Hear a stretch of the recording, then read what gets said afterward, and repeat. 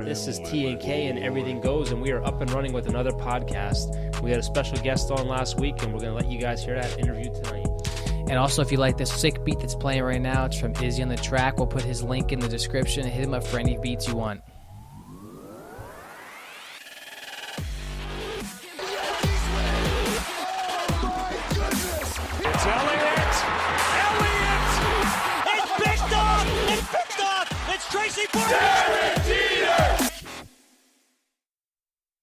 Guys, we have been busy the last couple days. Very busy.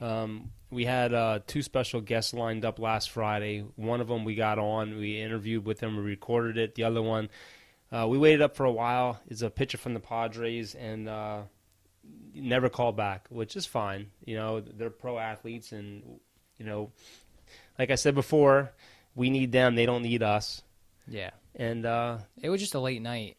It was. And then I worked and he worked, so we didn't have time to actually finish this podcast. So it's been about like a week later, and we're finishing up now. And it's an amazing interview. I mean, I've been waiting to interview this person for a while, and then you know, we have a lot going on. Ty and I both play softball for our church team, and you know, we were supposed to have a game tonight that got rained out. So you know, it's been very busy the last couple of nights. And, of course, we had some also bad news. My wife has been battling something, and she had a reoccurrence again. And we're going to see where that takes us. We're going to pray and keep praying and hope for a fast healing. And that interview that we did have the other night will be at the end of this podcast, so you can stay tuned to that. Also, if you guys check out our Facebook page at Everything Goes T&K, we did just post a cool link. We're doing a giveaway for a gift card of your choosing. Just follow the instructions, and it'll be a fun time. We're going to kick things off with the NFL. As we see, the NFL has made some changes that are going to benefit teams like the Giants and the Jets. Typically, when they have Sunday games, they usually don't get an extra game. It's usually just a home game, and that's usually it. The NFL has changed it now where all teams are going to at least get 3 games now on their Sundays, which is going to be good for that TV group, especially if the Jets and the Giants suck and they don't feel like watching them. Wait, what do you mean? Like before, like if you lived in that network, you got the Giants and you got the Jets. That was it, basically. Okay. So now I guess they're going to give you a third option from what I'm taking from this. Wait, so like when you watch TV on Sunday, you get more options now? There's going to be more options, yes. So like even though we live in PA, we'll get more teams compared to Philly and Giants. Well, like how typically we usually get the Eagles or we get the Redskins. Yes. So we're going to get more options now? Yes. So what they're going to do is they're going to change the markets. It's the single header rule, they call it. I think the biggest thing we should talk about right now is Gerald McCoy being released by the Buccaneers, their best defensive player they've had in the longest time ever. Which makes no sense. I mean, they signed Adama Suh the next day for a 1-year, $10 million deal. McCoy was making $13 million. And I mean, they asked him to take a pay cut, and he said no. I don't understand that. I mean, they didn't get younger. I think they got older at the position now. McCoy's a 6-time Pro Bowl. I mean, he's a first-team All-Pro. He's their probably best defensive player they've had in a long time. It doesn't make sense to me that they cut him and then they sign.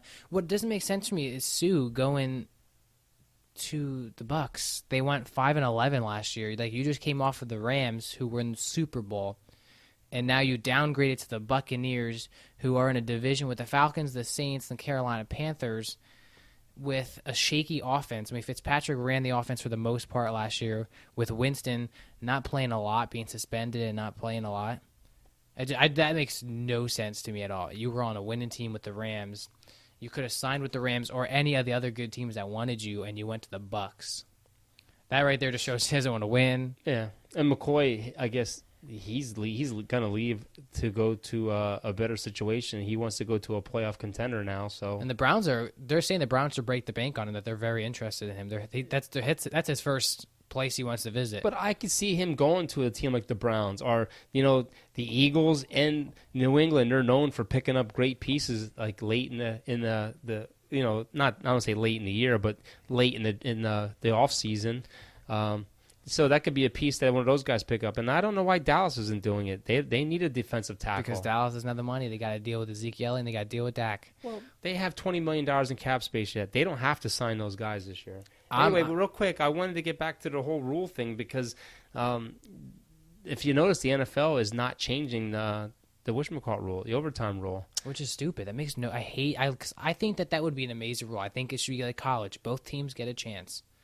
Yeah, I mean, if you look at it, that Kansas City-New England game, what was this? It was 51-51 or something like that? Yeah. So no defenses were going to stop any of those teams. And that sucks if you have a bad defense and you don't even get a chance to win the game. It just, okay, that sucks. Yeah, we didn't get a chance to win. Our defense blew it. Yay, good job. I think they should go to like a college setting. Yeah. Where they should do it just like college football does, you know? You start at, instead of the 25, maybe start at the 35 or something like that, or start at the 45 and go that way with it. And then after the third or fourth possession, you can't kick field goals anymore. You have to go for two.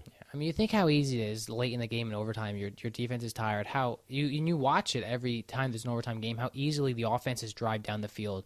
2 plays, they're already past the logo and they're ready to score. Like, and that sucks, especially if you don't get a chance to get your offense on the team. Like, as a Saints fan, like when our defense sucked, you knew if you could get Drew Brees on the field, you had a good chance at winning. They had a great offense.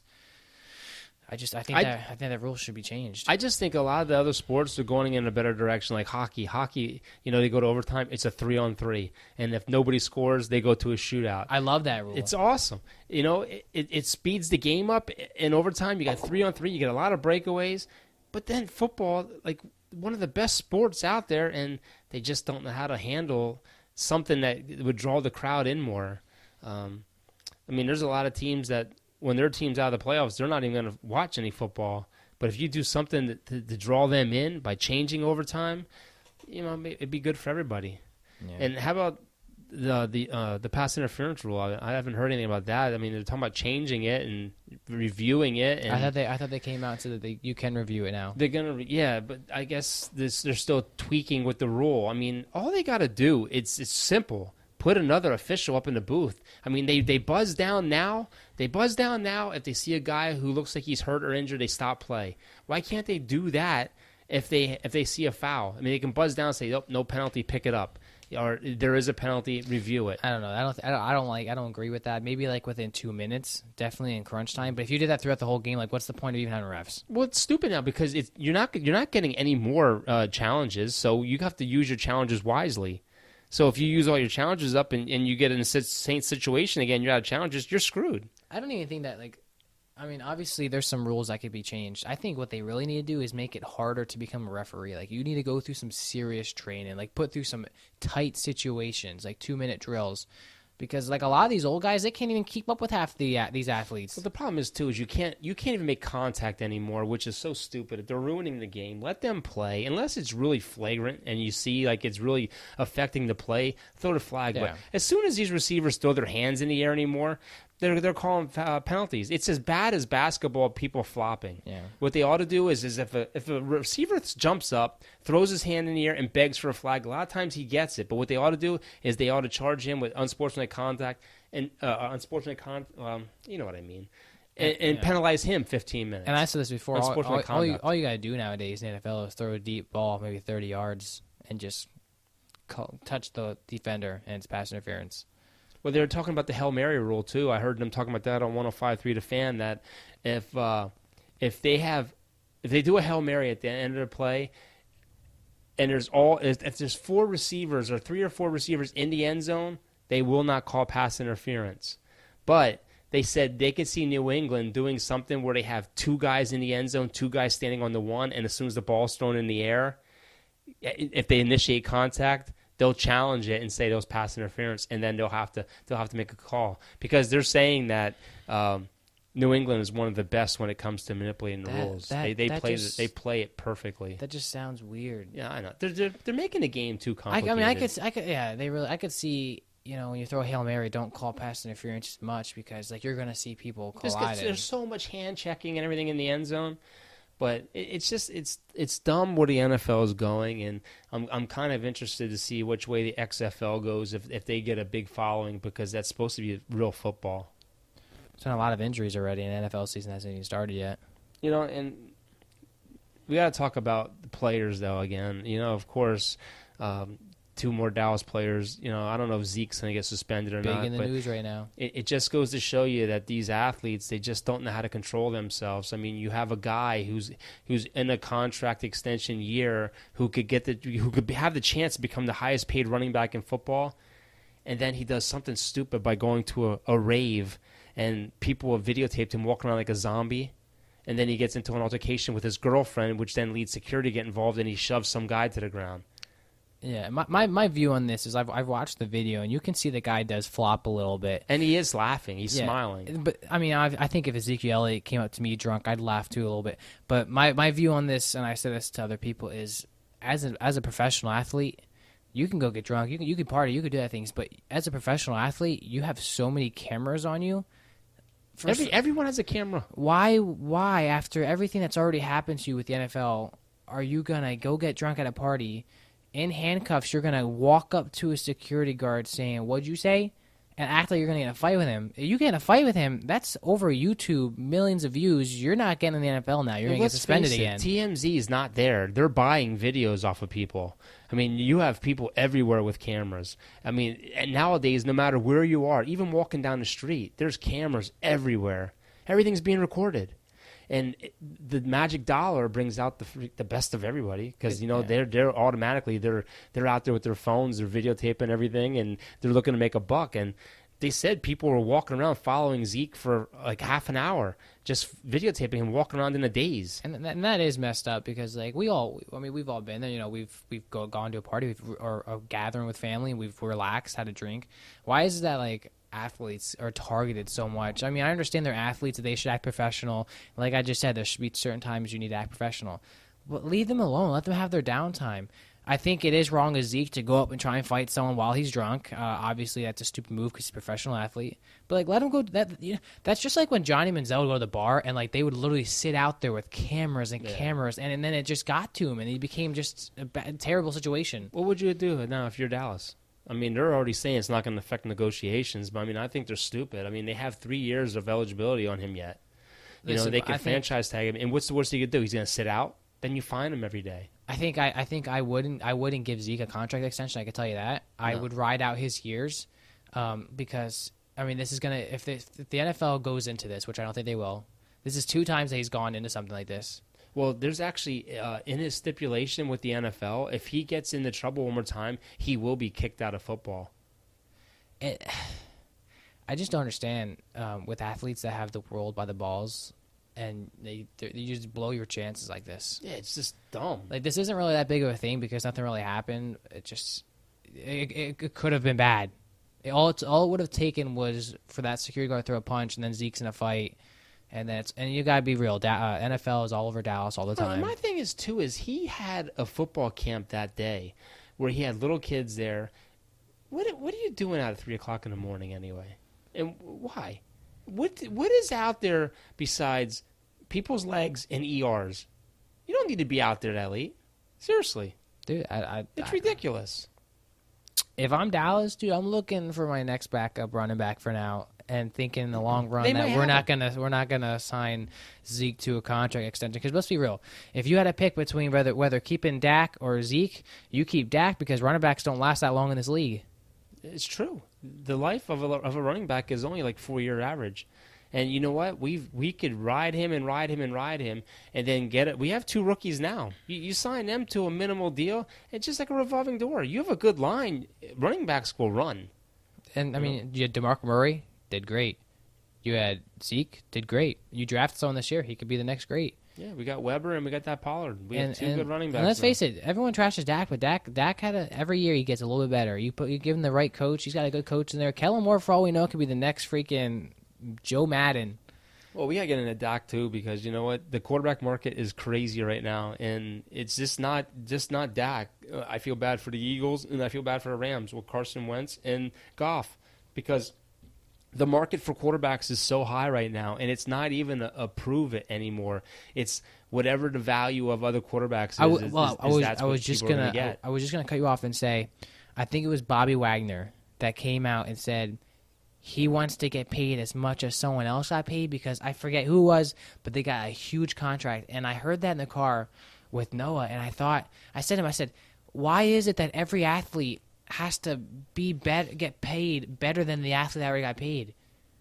Like it's like a never-ending contest. Like, oh, he got paid $80 million, I want $81 million. Oh, he got paid $81 million, I want $83 million. Well, rumor has it. But that makes no sense. Like, you're already getting like what, $40 million, like whatever it is. Like, why do you need more and more and more and more? Well, rumor has it that, and I don't know if it's true or not, but Dallas offered him somewhere around 5 years, $125 million, $100 million guaranteed For Dak? And Dak and his agent came back and said, no, we don't want that deal. And they threw their deal at them, which everyone's speculating it's around $33 million a year. How much is the contract that Dallas offered him a year? 25. So So that bothers me. Someone think, offered you $25 million a year, $100 million guaranteed, and you're not going to take that. It's a 5-year deal. So I think what's going to happen is they're probably going to come around. It's going to be between 29 and 30, maybe $31 million a year is what he's going to get. It's And just then crazy. that sets the market for Philadelphia for Wentz, which is going to be a problem for them because can he stay healthy? And then That's going to be interesting because I like Wentz. Wentz is a good quarterback, but Wentz has been injured almost every year. I'm not saying this as a rude thing to Eagles fans, but Wentz does not deserve a huge contract yet. I know he's your franchise quarterback, but he can't stay healthy. I don't even think Dak does. I mean, sure, he wins and he's doing great, but still, I just don't think that you're not in the league long enough where you should be getting $30 million. I mean, 5 years, $100 million. I don't for see a it. guy that's been in the league for like 3 years. I don't see it. I still think he needs like a 2-year prove-it contract. I think Dak's a pretty good quarterback if you look at his stats. A lot of people don't want to say that. A lot of people want to trash him, but look at his stats. He's not a bad quarterback. But we got a lot of injuries already happening in OTAs, and they're not even mandatory. They're just volunteer. And we got a lot of injuries. Boza, he's out with a hamstring. Ward broke his collarbone. That sucks. That sucks for 49ers. The guy from Washington that you mentioned. Yeah, Reuben Foster tore his ACL. He's done. Which sucks. But what sucks for 49ers is it's like almost like every year they get someone big, and Jimmy Garoppolo last year, done for the year. 49ers, Boza, hopefully it's not going to be too big. You know what was nice, though? And I, like when I do this podcast, I'm neutral. It was nice to see that Alex Smith made an appearance at OTAs today. It really was. I mean, that guy's career could be over. He's still rehabilitating everything, but he made some throws in OTAs today, and just to get out there and be around his friends and his teammates, it must have been a great thing for him because that injury was gruesome. And no one knows for sure if he's definitely going to come back or not. I watched a video of Eli Manning taking practice, and he was throwing dimes. I tried retweeting it, but I couldn't actually share the video. And he looked really good. But Chris Long announced retirement after 11 NFL seasons, and he is one heck of a guy. He donated most of his whole I think it was all of his paychecks last year to charity. Well, you know what's funny? He's coming out and saying that the NFL needs to change their whole marijuana process because he's like, yeah, these guys get tested once a year, and everyone knows they're getting tested on 420, and what they're doing then is they're going to other pain pills and stuff like that. And he's like, would you rather have these guys smoking weed every now and then or being on and being addicted to painkillers? What's funny is you never see people die from marijuana, but if they find a way to do these pain pills that they can get addicted to and die, these pain pills aren't good for them. I'd rather be like, okay, well, let's allow maybe some medical marijuana to some guys that really need it. But Julian Edelman's finalizing a two-year deal, $18 million extension that will allow him to finish his career in New England. They're saying he's probably going to retire after that 2 years. Dude, and what's going on with the Jets, man? Have you been paying attention to that? Like the argument between Adam Case and the GM and all of them about he didn't want Le'Veon Bell, and it's just a bunch of crap. Has Le'Veon Bell even gone to practice yet? I don't think so. It's just this is a new coach going into a team. They're talking about trading Le'Veon Bell and everything, aren't they? And saying it's ridiculous if he's thinking that already. Dude, there's just a lot of garbage going on there already. And now Adam Gase is coming out saying Le'Veon Bell is a great player, and I don't know. I guess it's just it just goes to show you some of these organizations, they're just a hot mess. Yeah, I don't know. I saw that the Vikings' Kyle Rudolph might get traded or not signed, or they're going to sign a deal. It's just on and off, too. There's a lot of cool things, interesting things, especially going on this offseason. See, that would have been a good pickup for Dallas if they wouldn't have brought back Jason Witten. But Jason Witten, apparently, they say he looks good. But, when you're off for a year, your legs are a little bit better. But after you get hit a few times, you might be back to the old way he was. But yeah, I don't know about that. I don't know about that. I don't think Jason Witten was the guy to bring back in. I really don't. I don't think tight end was the problem. I mean, we have a couple good guys there. I think the play calling was the problem. I think Dallas and the Eagles, that's going to be the two teams to beat in that division. It's going to be a race out of them two, and when they play each other, it's going to mean a lot. Those games are going to, and I'm excited. I can't wait to. It gets all fired up, and then you know how Facebook happens with us and the Eagles fans. Carson Wentz said he's playing without his brace this year, which I was a little shocked to hear that. You know, you just tore your ACL. I'd be wearing my brace every single day. But I said this the other day to Noah in the car. We were talking about Dallas and the Eagles. And I said to him, I like Dallas, man, don't get me wrong, but I'm picking the Eagles to win that division. I said, this is why. I said, Dallas has a great offense. And I said, the Eagles have a great offense. And I like Dak over Wentz. But my biggest thing is Wentz throws the ball downfield more than Dak does. And he doesn't consistently. And I said to him, I know you guys have the better defense. But I said, if you look at the wide receivers that he's got with him now, I mean, you have Aguilar, Deshaun Jackson. Look at our receivers. I understand that, but I said to him, I like Dallas. I said, but if Wentz is healthy, he's gonna have that connection with down the field with Deshaun Jackson, and he's a speed guy. I know he's old. And that's the key thing I said to him. I said, if Deshaun Jackson can stay healthy, because Deshaun Jackson hasn't had a healthy season in a while. Yeah, but we're gonna find out when Dallas opens camp out in California and the media's there. We're going to see exactly what happens because we have a new offensive coordinator. We have a new quarterback coach in Kitna. We have new verbiage. We have new plays. We'll see what happens. Yeah. If Dallas comes out the first play of the game and they're in a 2 tight end set, I think I'm going to throw the remote control to the TV because everybody in the world knows you're running the ball. Yeah. It's going to be interesting because Dallas has a lot of good pieces now, and we drafted great this year. We have Cobb. We have Michael Gallup. You have some really good wide receivers. Amari it's just Cooper. Dak needs to hit him. We have Allen Hurns. We still have Cedric Wilson, who didn't play last year because he was injured. We have a lot of speedsters that are – it's going to be a lot different this year. You're right. It's going to be Dak. It's going to be up to him to throw the ball. But this year we have our line back at full strength. Yeah, absolutely. I'm also curious to see how the backup running backs play for Dallas because, like I was telling him, I said the Eagles have a pretty stacked depth chart. I mean, Clement, I know I got injured, but you could throw him out, and he's deadly. They drafted that guy at Penn State. He's a good running back. You got Jordan Howard, who's a power back, who's dominant. You have a lot of weapons right now in the Eagles, and they loaded up on defense too. They had a lot of injuries last year. They picked up some really good guys. Yeah, but they lost a lot of defense too, and their secondary wasn't always as good. So we'll see. We'll see exactly what happens.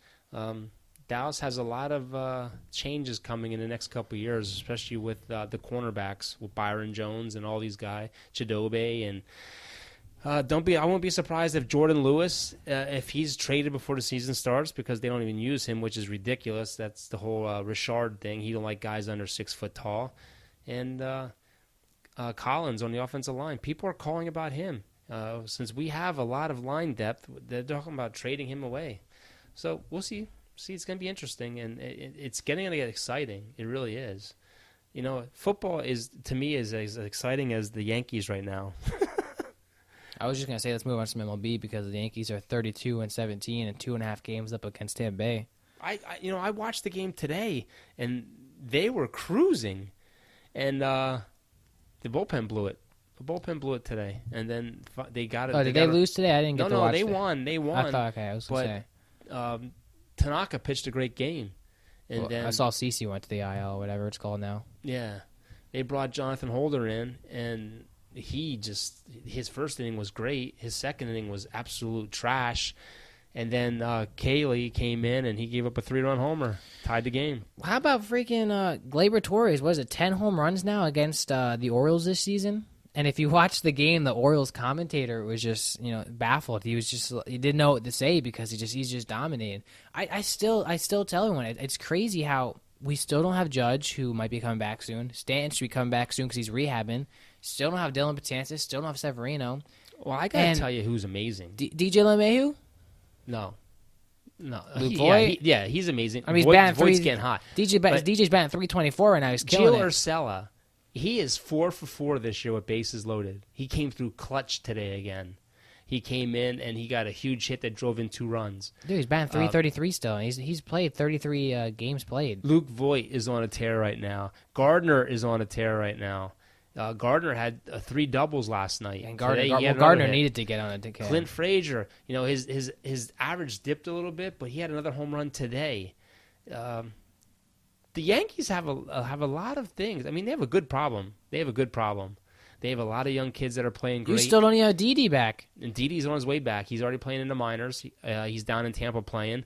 Giancarlo started. He hit a home run, and then he got pulled yesterday for a hamstring strain. Oh, God. So he's back on the DL. CC Sabathia is on the DL now because of a knee problem. Pitching is going to be our issue because they're talking tomorrow starting with the bullpen. And that didn't go well last time. They're talking about starting Chad Green tomorrow.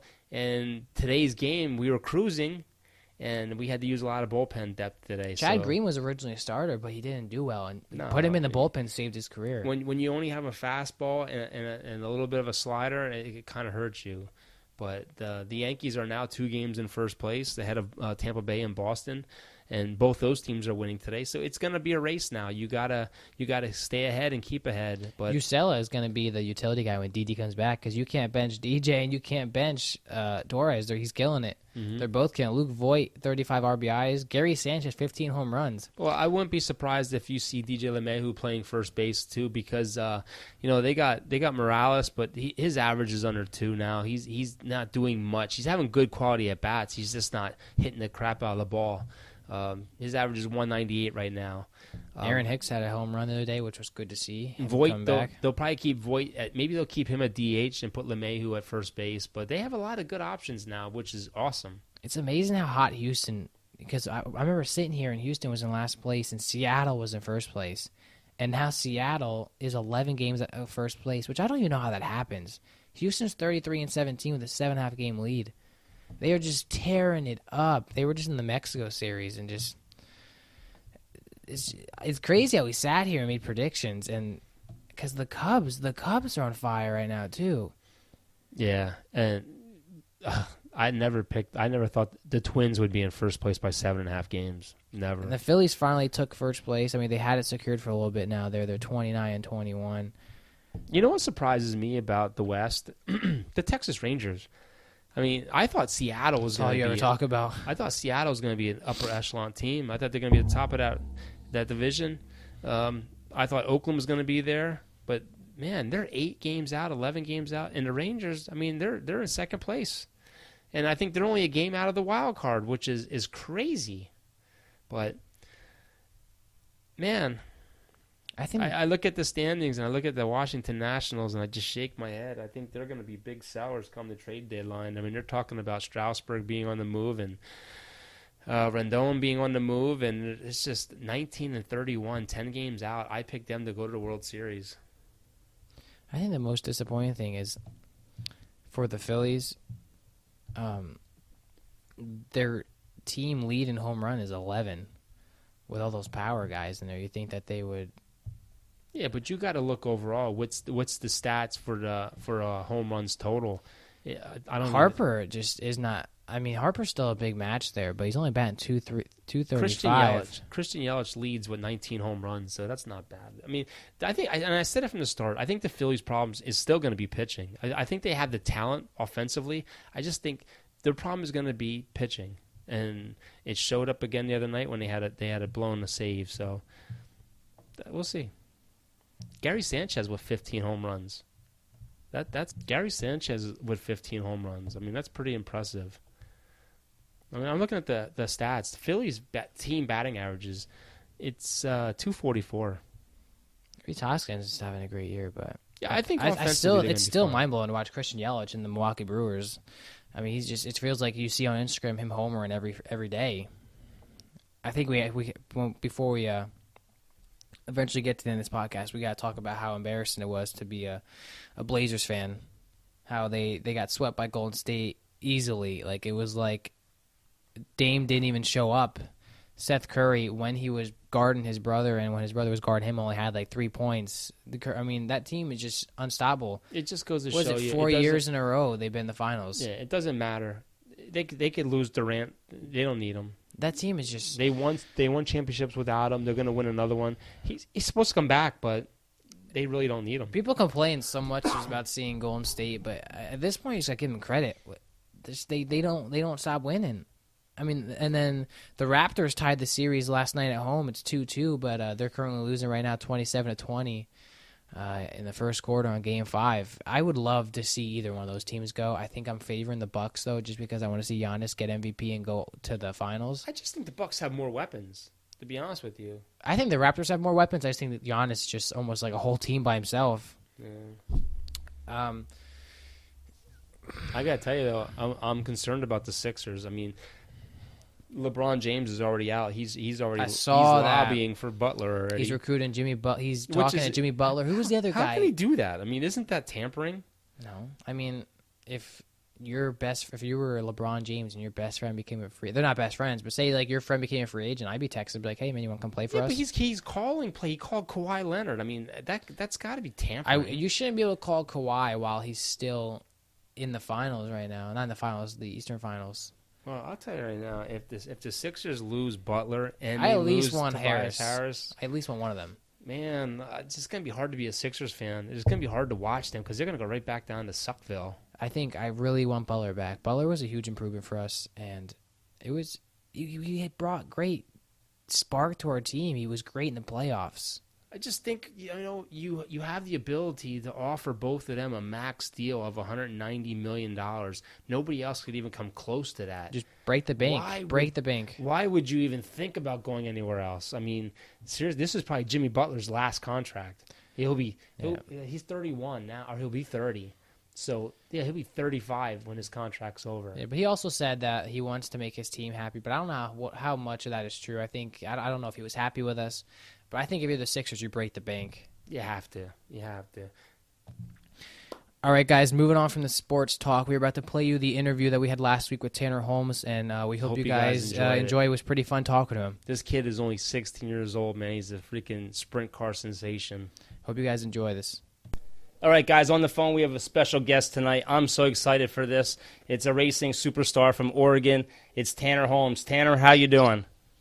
I'm doing pretty good. How about you guys? It's awesome. It's good to get you on the phone. Now, you just flew all the way over to North Carolina. You're going to be racing in the Clash at the Creek and the Speed 51 Open Challenge. How's that going to take place over the next couple of days? Well, so we just flew out on Thursday. We got here late Thursday night, and now we just kind of plan on hanging out. We've been at the race shop all day, getting the cars ready.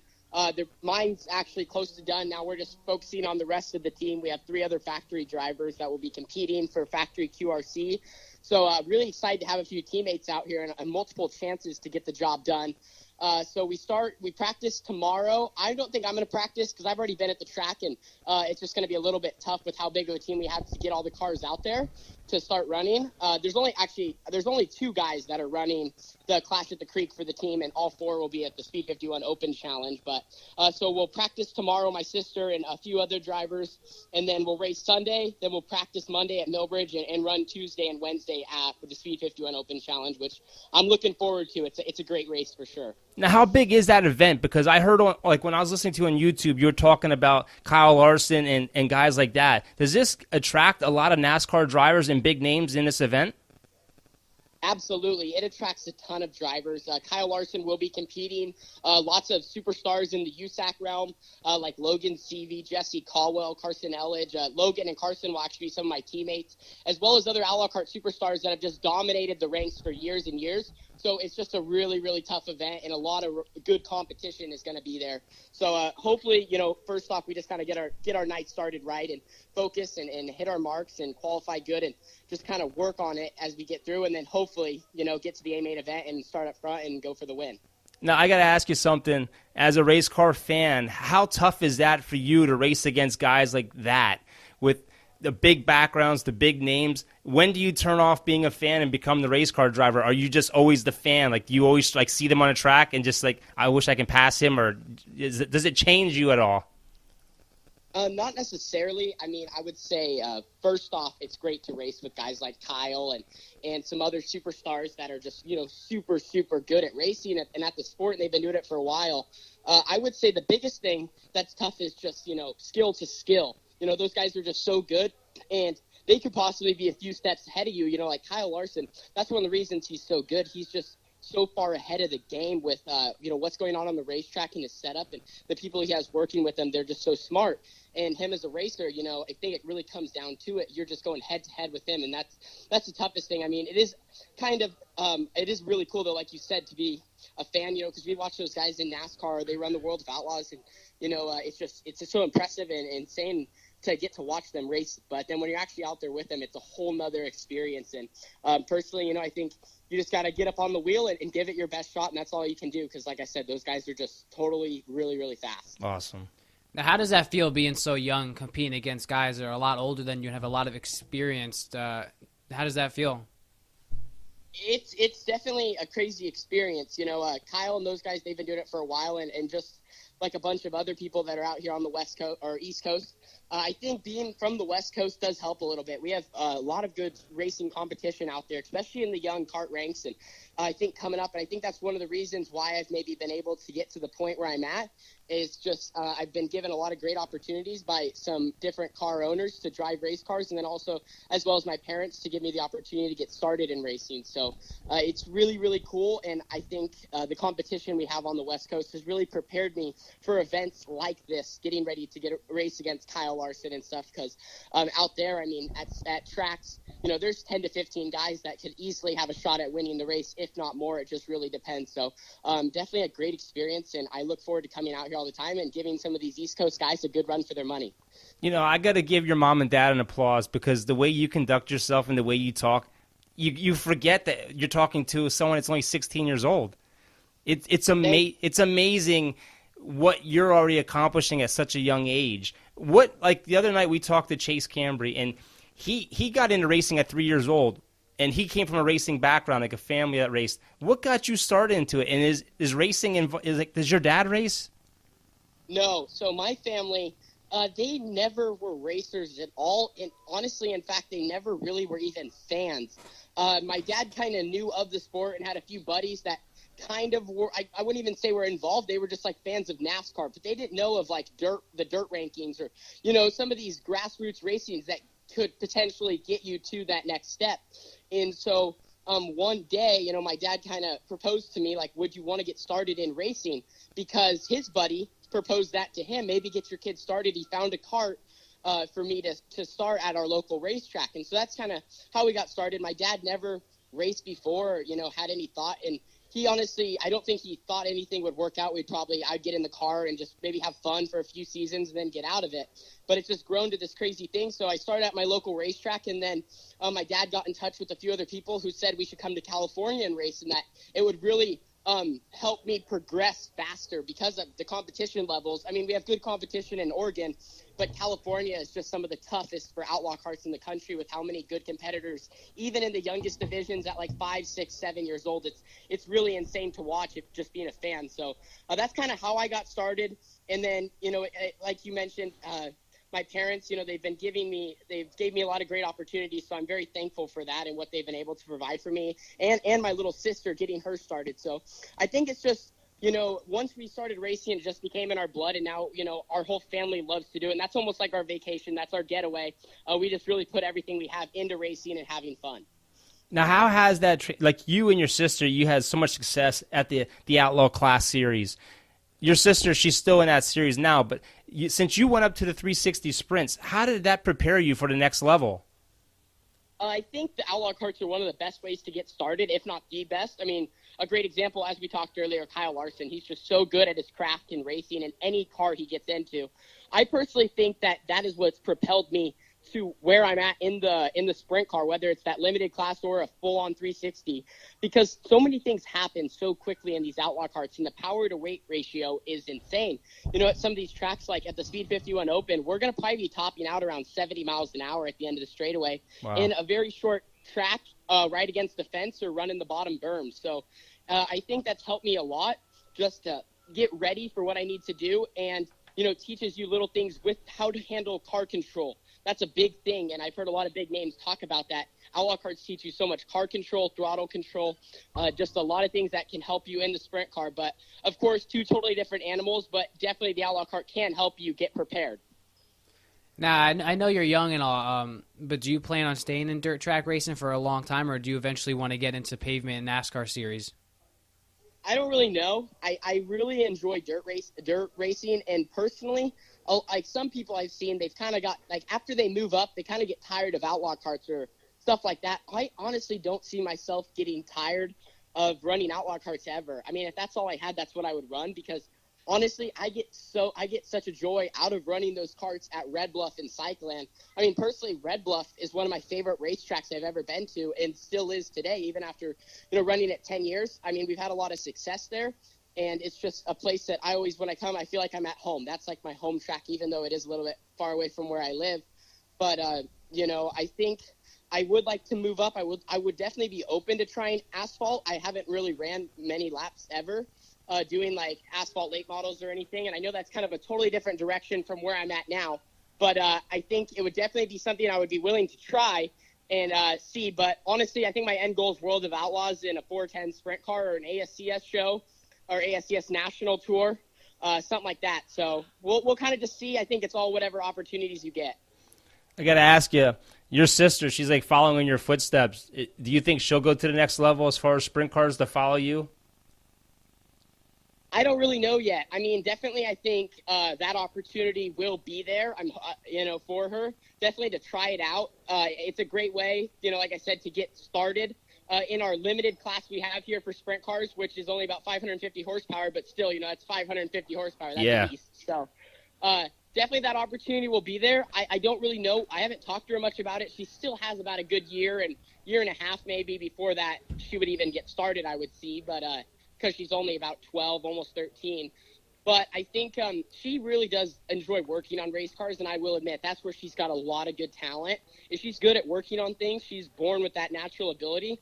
I'm able to work on stuff, but, man, she's just so fast. She's just really good at doing that kind of things, where I'm a little bit slower and maybe clumsy and spill stuff and mess stuff up. But, overall she's a great driver, and I look forward to seeing her progressing, and I think she does have a lot of good opportunities coming her way, hopefully.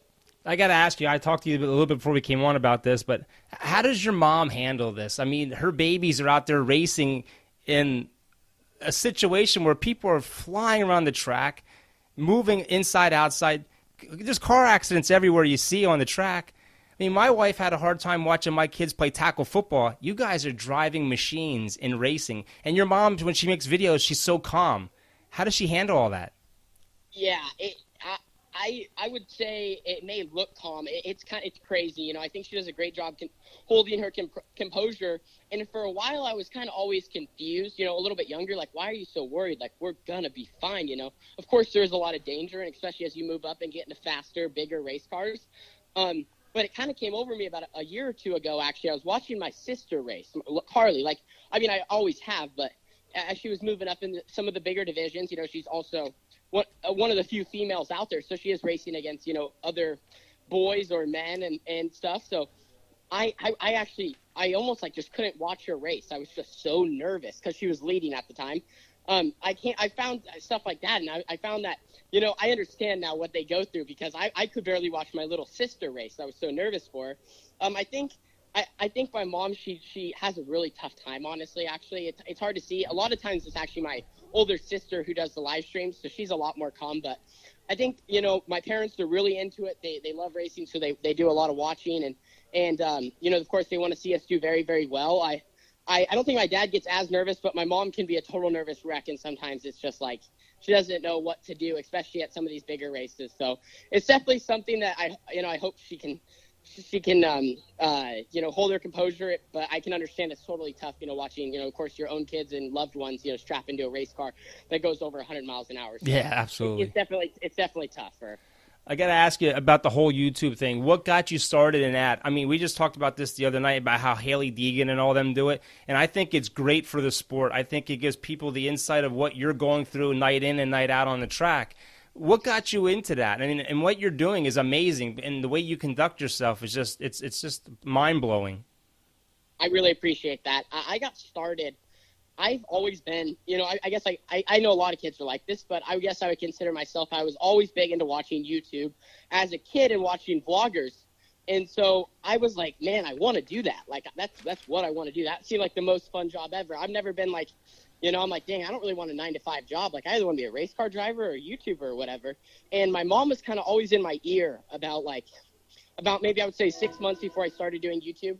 She was always in my ear about, starting some sort of thing that will, some sort of movie, to help me, not movie, but like, some sort of social media deal to help me promote myself, because she's like, no one's really doing it. This could really, help you if you do this right.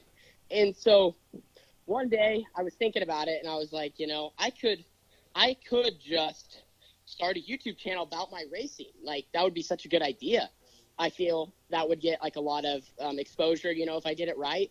And of course, honestly, looking back personally, after my first 2 years of it, I would say it was like not terrible. I mean, of course, every time you look back at what you did a few years ago, you could think that's very cringy. And of course, I think that about a lot of my videos. But I think, as it's progressed, it's starting to get to a point where I'm actually starting to feel really, really good about, some of my content. I want to progress it to the next level, of course, with, how I shoot stuff, what I do and all that. But I kind of just got started. And ever since then, I had to commit. It wasn't something I could just post on whenever I felt.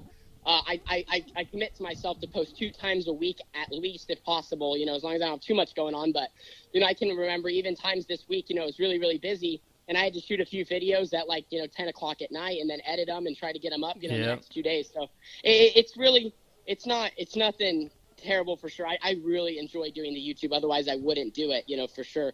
I really enjoy talking to the fans, interacting with them over social media or in the comments.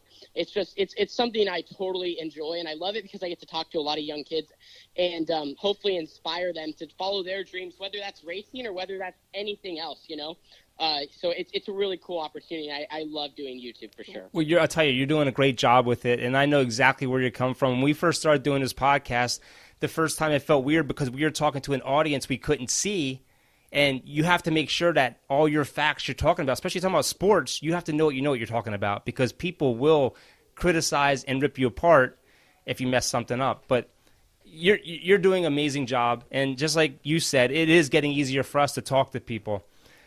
I have to ask you, and this is just, I've never been in a race car.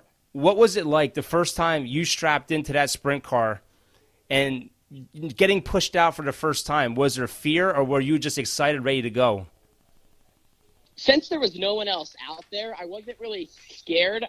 I guess I've never really been super scared in a race car. I guess I can remember now that actually, since we're on the East Coast, the track that we do race here, Millbridge, I would say that track would be considered probably the scariest for rally carts. I don't mean scary in that way. It's just how the track drives and how you have to race it.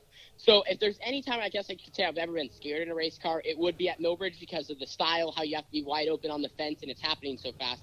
But when I first got in the sprint car, I just felt relaxed. More of I just wanted to try to get the hang of it as fast as possible so I could get some valuable laps while I was at the track since we had rented it for the day. When I first stepped on the throttle, I did kind of actually get a little bit of that, not like fear, but I was like, dang, this actually feels kind of fast, because I was trying to pick up the throttle, a little bit. First I just was rolling around. But then once I got up to full speed, I was like, this really ain't that bad. Like this, and of course this is in that limited, so it is a little bit, of course, slower than a 360 and of course way slower than a 410. But I was like, this isn't that bad. And I was always told, I was just trying to go off what everyone told me how to drive it, which like sprint cars, you don't want to lift it. Like when the track's hooked up, you want to hold it wide open because the car's going to handle the best. It's going to turn. It's going to, the shocks are going to do exactly what they need to do. But once you start lifting, it's going to unload and load the shocks and it's going to be all screwed up. So basically, I just tried to keep it wide open, on this little track. And I did a pretty good job. It started to get slick, and so it was tough. But I wouldn't say there was really a lot of fear in me. It was more of just, okay, none of this matters. Just try to get out there and have fun, get some laps, make a cool vlog, and try to learn a lot for my first race. Now, I got to ask you, as far as conditions on the track, I mean, out on the West Coast, do you ever have to run into problems where, like, you guys get, like, into droughts where the track dries out fast? Like, on the East Coast, like, late in the summer, sometimes the track, it's like a one-groove track. It's followed a leader. Do you have, any problems with that out there on the West Coast? Not necessarily. I mean, I wouldn't say we have, like, a lot of droughts. We have had years maybe when, I totally understand what you're saying. This year, honestly, our biggest concern has been rain. Like, usually it's been complete opposite. California is burning up on fire, but this year it seems like it's just been rain, which is good. We do need it for like the land and stuff. But I mean, we've been rained out quite a few times, and I honestly feel for the outlaw guys too. And some of the all-star circuit of sprint 410 drivers and stuff like that. I mean, they've been rained out several times in the Midwest. So we definitely run into issues like that all over the United States with rain, which that's pretty much that's the biggest issue that will cancel the races or hurt the racetrack. Yeah. I think that this year we haven't really ran into any bad racetracks. You know, maybe during the night it wasn't as great, but it always came around, especially in the sprint car. You know, Cottage Grove, we had an issue, I would say a week or two ago. It wasn't like a big issue, you know, but the track was a little rough and it was crumbly and it was weird. But they immediately track prep got to work after qualifying, and they turned it around into one of the best racetracks I've been on there. So no complaints about this year at all. And personally, I like a slick racetrack, so I don't really mind. I think the slicker the better. You know, I would much rather race on a racetrack that there's no grip anywhere and you have to search for stuff and run weird lines than to race on a racetrack where it's wide open, hooked up all the time. Now, when you go out on the track for time trials, do you already have your mind set up of what line you're going to run, or are you kind of just feeling things out when you're out there? I think, you know, you talk a lot. I'm the type of guy I ask a lot of questions. I ask my crew chief and my parents kind of what they think, even though they haven't, you know, raced. But my crew chief especially, who helps me with my sprint car, or even in my outlaw car talking to Jimmy, I ask a lot of questions. Where do they think I should run, or what they're seeing, because they've been around it longer than I have. So just to get any input to help me. And then I also make my own observations to see what the track's doing and kind of decide from there. But I have went out on the track before. I can remember times where I just totally ran the wrong line because I was either like nervous and messed up or just totally misread the track.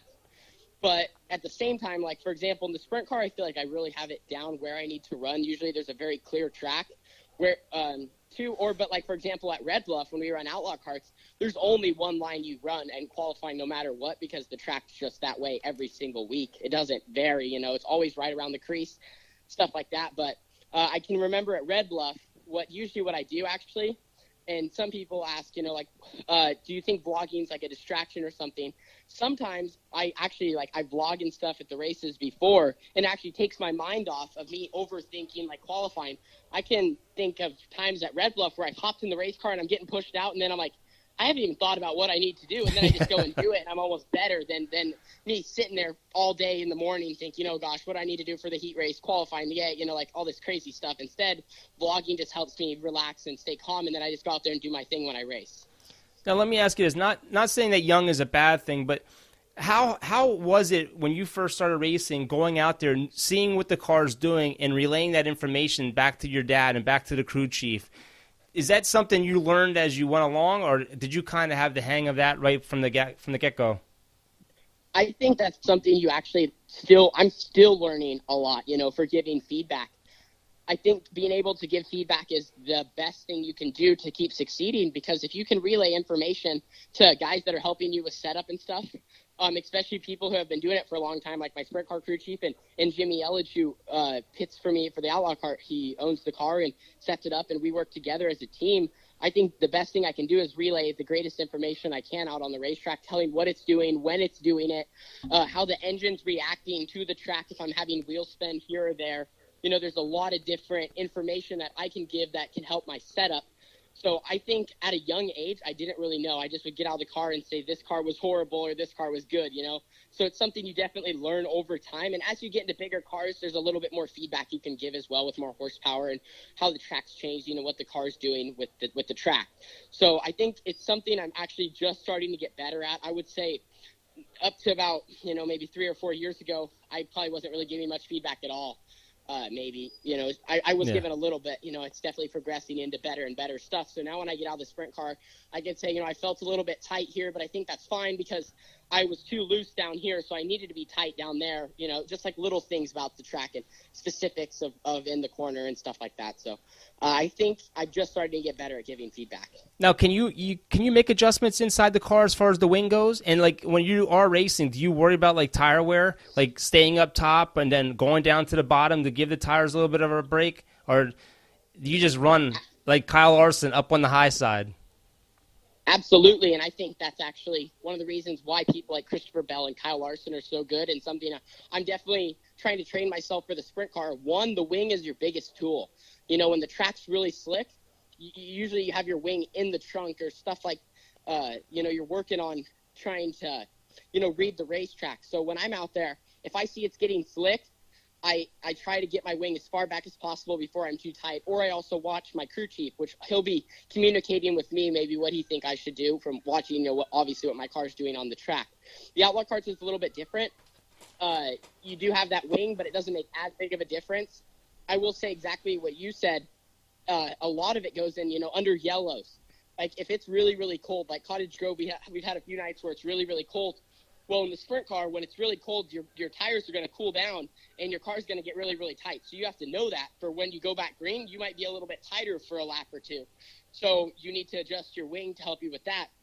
At Red Bluff this past season, the track was starting to kind of go rubber down, and my tires were so hot. Well, in the Outlaw cart, when your tires are hot, I was getting tighter and tighter and tighter. Yeah. So we had a one-lap green flag run to the checkered, and I was leading. I knew I had to free up my car a little bit. So we had a little bit of a red.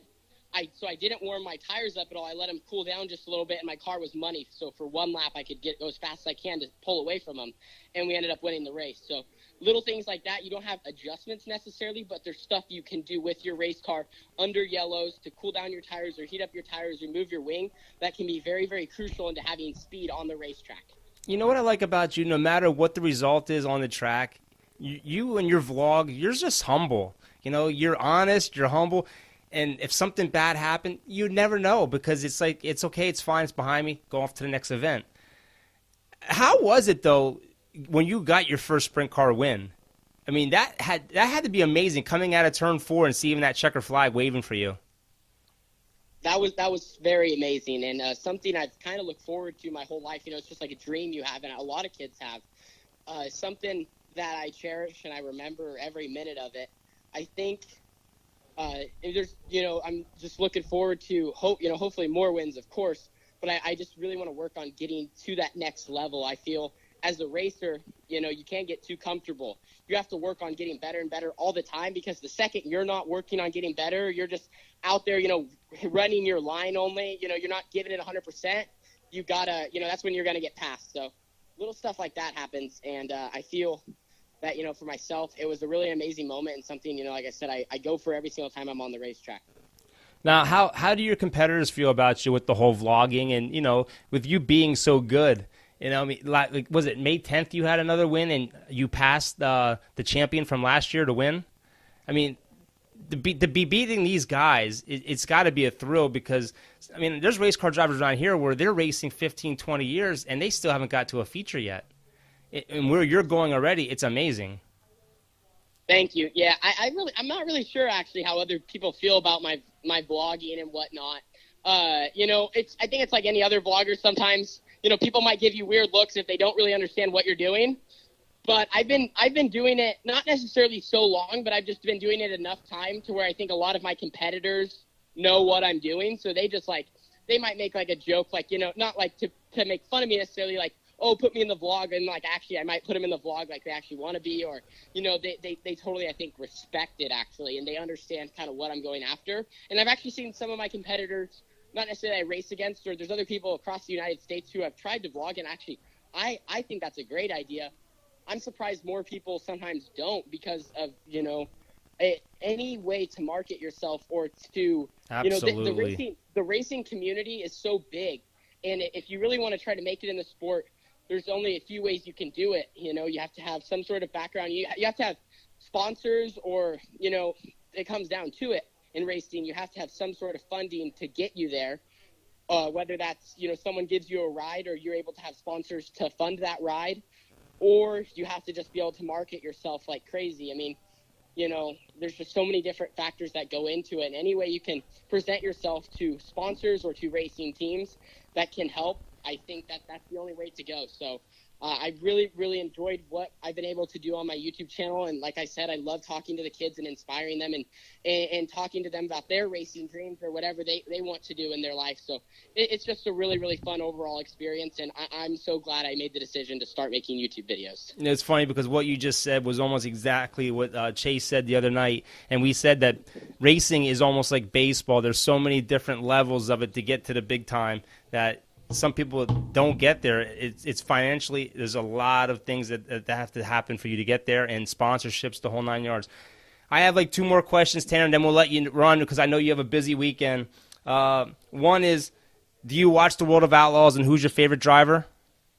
My favorite driver, I have a few. First off, I respect all the Outlaws because I think those guys are just incredible athletes for one, and what they do. It's not an easy tour to go on. It's not easy at all.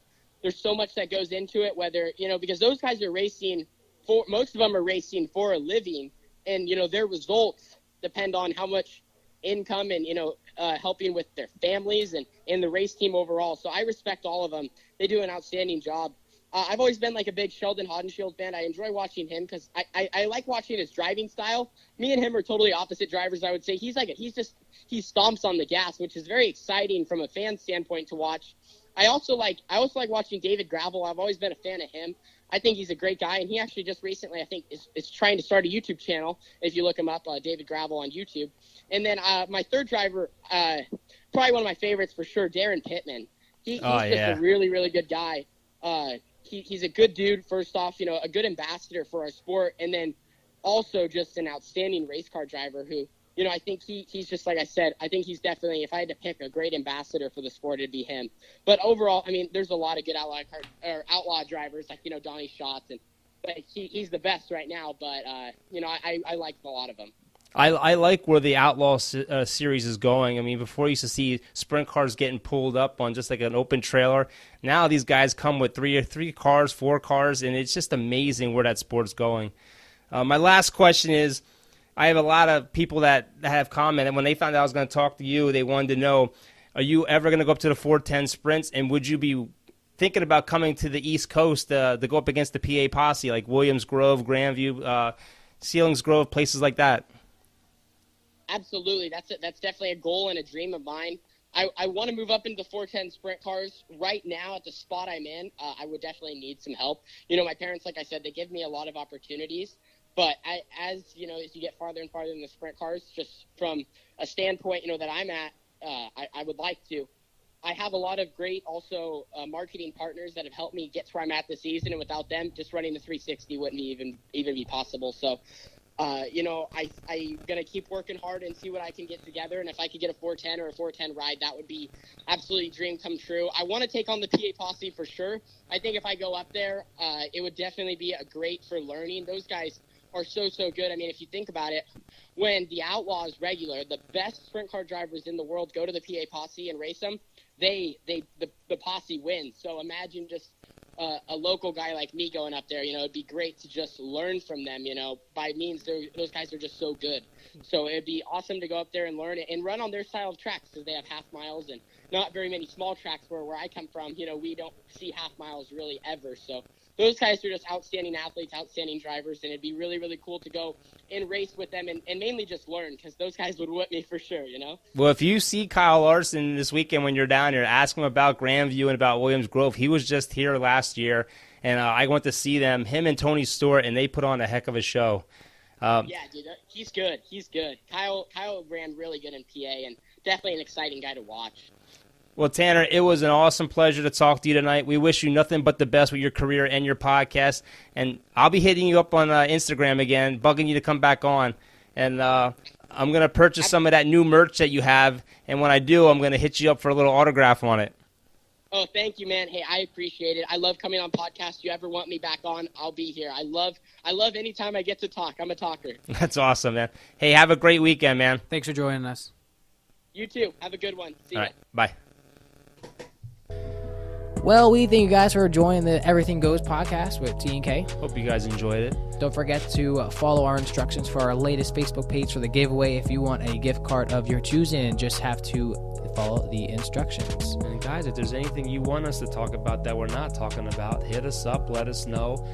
We're constantly digging for more and more people to come on the show, hitting up professional athletes all the time. We still have a couple that we have on the fence. It's just a matter of getting them to come off the fence to come on the show. They commit, but then it's like, it's hard getting them to come on. We're probably going to do a few podcasts without a guest just to take a break, maybe not. But Facebook page, Everything Goes, if you want updates. Also, our Twitter is @GoesEverything. Make sure you use a Z and not an S because autocorrect will autocorrect you. But we hope you guys enjoy this podcast and have a good one.